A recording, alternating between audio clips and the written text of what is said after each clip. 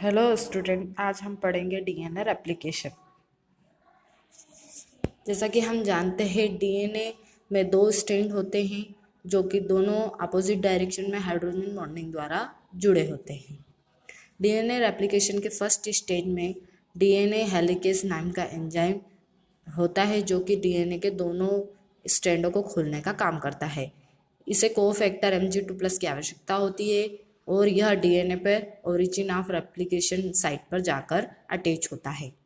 DNA helicase के दोनों स्ट्रैंडों को खोलने के बाद एक एंजाइम टोपोआइसोमेरिज्म आता है जो दोनों स्ट्रैंडों पर चलकर दोनों की ऐंठन को ठीक करता है।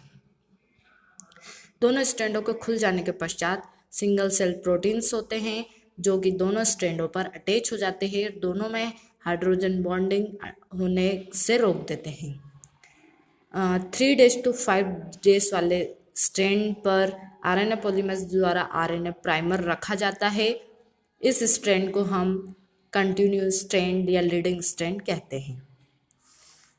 इसके बाद आरएनए प्राइमर के बाद डीएनए पॉलीमरेज थर्ड आता है और वह 3 days to 5 days स्ट्रैंड पर डीएनए बनाने का काम करता है। 3 days to 5 days स्ट्रैंड पर डीएनए पॉलीमरेज कंटिन्यू डीएनए बना देता है, इसलिए इसे हम लीडिंग स्ट्रैंड कहते हैं और अपोजिट वाले को लैगिंग स्ट्रैंड कहते हैं। अगेन प्रोसेस रिपीट होती है और अपोजिट वाले डीएनए के स्ट्रैंड पर आरएनए पॉलीमरेज द्वारा फिर आरएनए प्राइमर रखा जाता है और इसके बाद फिर डीएनए पॉलीमरेज यहाँ पर अटैच होता है और डीएनए बनाने का काम करता है। डीएनए पॉलीमरेज की डायरेक्शन अपोजिट होने के कारण वो यहाँ पर ठीक से काम नहीं कर पाता और डीएनए के टुकड़े ही सिर्फ बना पाता है जिन्हें हम ओकाजाकी फ्रैगमेंट कहते हैं।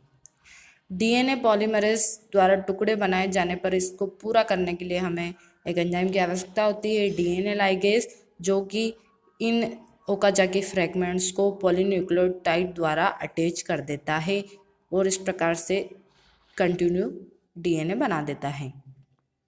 दोनों एक स्ट्रैंड पर कंटिन्यू काम होने के कारण इसे कंटिन्यू स्ट्रैंड कहते हैं।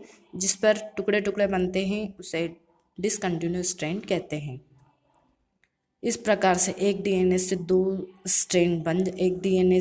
दो डीएनए का निर्माण हो जाता है। इसे ही हम डीएनए रेप्लिकेशन कहते हैं। Thank you.